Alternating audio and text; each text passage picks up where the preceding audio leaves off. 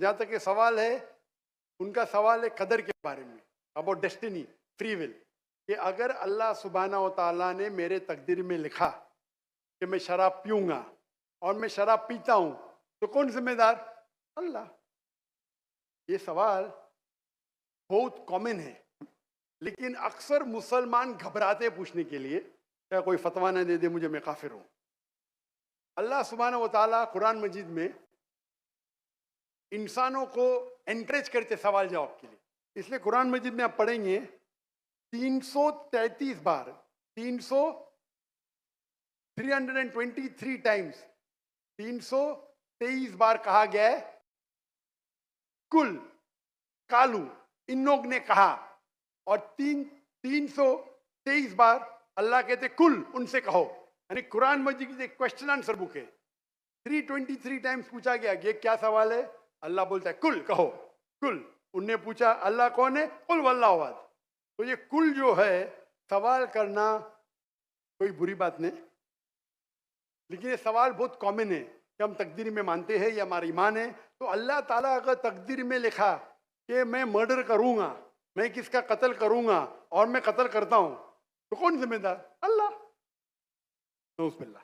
अगर लिखा है मेरे तकदीर में कि मैं शराब पीऊंगा और मैं शराब पीता हूं, कौन जिम्मेदार? अल्लाह। नऊज़ुबिल्लाह। इसका जवाब ये है कि हमें समझना चाहिए तकदीर की क्या मानी है। और ये सवाल जब मैं दावती मैदान में पहले शुरू किया तो ये बहुत परेशान कर, किसने पूछा नहीं मुझे, अल्लाह की मदद है, अल्लाह की मदद है। जवाब मिलने के बाद ही लोग पूछते हैं। जवाब मिला, फिर मैंने उलमा से पूछा सही है, तो उन्होंने बोले माशाल्लाह अच्छा जवाब है, और मैं अभी पेश करूंगा आपके सामने।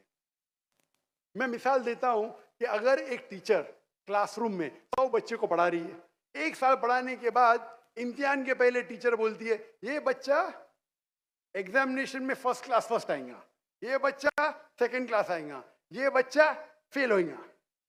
माफ करना, आपको मिसाल बोल रहा हूँ, कल मिसाल है आपके लिए। और एग्जामिनेशन के बाद ये सही निकलता है, ये बच्चा फर्स्ट क्लास फर्स्ट आता है, ये बच्चा सेकंड क्लास, ये बच्चा फेल होता है। मेरा सवाल है कि जो बच्चा फेल हुआ वो बोल सकता है कि टीचर ने प्रेडिक्ट की, क्योंकि टीचर ने प्रेडिक्ट की क्या मैं फेल होऊंगा, इसलिए मैं फेल हो गया। क्या वो बोल सकता है ऐसा? हाँ क्या नहीं? हाँ क्या नहीं? नहीं।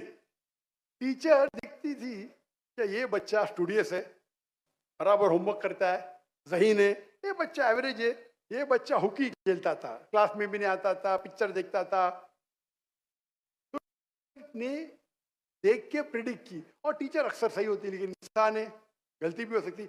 इसी तरीके से अल्लाह सुब्हानहू व तआला एक इंसान नहीं है, अल्लाह के पास इल्मे गैब है। अल्लाह को पहले ही पता है आप क्या डिसीजन लेने वाले हैं। मिसाल के तौर चौराहे, वो 4 में से एक सड़क को चुन सकता है, नंबर 1 सड़क, नंबर 2 सड़क, नंबर 3, नंबर 4। वो चुनता है नंबर 2 सड़क। चॉइस किसकी? चॉइस किसकी? इंसान की। हाँ क्या नहीं? हाँ क्या नहीं? लेकिन अल्लाह सुब्हानहू व तआला को इल्मे गैब है कि 5 तारीख को अक्टूबर के रात को 1 बजे, 1:15 बजे ये चौराहे पे आएगा। उसके पास 4 चॉइस थे, सड़क नंबर 1, सड़क नंबर 2, सड़क नंबर 3, सड़क नंबर 2 चुनेगा। तो अल्लाह ताला लिख देते तकदीर में पहले ही कि ये इंसान 5 अक्टूबर की रात को 1 बजे, 1:15 बजे सड़क नंबर 2 पे चुनेगा। तो सड़क नंबर 2 किसने चुना, अल्लाह ने या क्या इंसान ने? अल्लाह ने चुना या इंसान ने चुना? इंसान ने चुना। तो कौन जिम्मेदार, अल्लाह या इंसान? अल्लाह या इंसान? इंसान। वो आगे जाता है और 3 सड़क आते, सड़क ए, सड़क बी, सड़क सी। वो चुनता है सड़क ए, अल्लाह ताला जानता है कि वो सड़क ए चुनेगा, लिख देता है। कौन जिम्मेदार? इंसान। अल्लाह जानते हैं कि ग्रेजुएशन पास करने के बाद वो इंसान ईमानदारी से कमा सकता है या चीटिंग करके कमा सकता है। वो चीटिंग करके कमाता है, अल्लाह ताला लिख देते कि ग्रेजुएशन के बाद ये इंसान को ऑप्शन नंबर था ईमानदारी से कमाए, चीटिंग करके कमाए। वो चीटिंग करके कमाएगा, एडवांस में लिखते। तो इससे हमें जाहिर होता है कि चुन रहा है कौन? इंसान। लेकिन अल्लाह ताला के पास इल्म गैब है, तो अल्लाह ताला इसीलिए लिख रहे हैं क्योंकि वो जानते हैं क्या वो इंसान ये गलत काम करेंगे। ये नहीं कि अल्लाह लिखते हैं और वो इंसान गलत काम करता है, क्योंकि वो इंसान गलत काम करने वाला है, अल्लाह जानते हैं, अल्लाह एडवांस में लिखते हैं। तो कौन जिम्मेदार? इंसान। ये गैब है और अल्लाह सुब्हाना व तआला कभी गलती नहीं करते। अल्लाह ने आपको इख्तियार दिया कि आप चोरी करके जिंदगी बसर कर सकते या ईमानदारी से। आप ईमानदारी से करते, अल्लाह ताला लिख देते क्या ये इंसान ईमानदारी से जिंदगी बसर करेगा, तो कौन जिम्मेदार? इंसान। एक हदीस में आता है कि दुआ तकदीर को बदल सकती है। सही बात है। मिसाल के तौर पे आप जाते हैं एग्जामिनेशन में, आपको पेपर आपका बहुत खराब जाता है, आप जानते हैं मैं फेल होने वाली हूँ, आप घर पे आके दुआ करते या अल्लाह मुझे पास कर। अल्लाह सुब्हानहू व तआला को पता है कि आप एग्जामिनेशन में जाने वाले ये तारीख को आप फेल होंगे।